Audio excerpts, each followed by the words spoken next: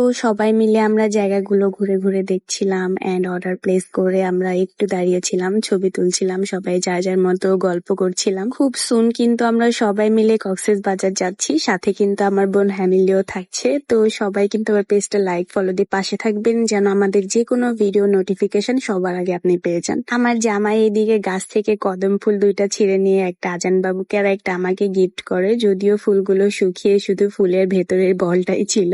তারপর আমরা অনেক বেশি খুশি হয়ে যাই। আলহামদুলিল্লাহ, মেয়েরা আসলে ছোট ছোট এই জিনিসগুলো অনেক বেশি পছন্দ করে।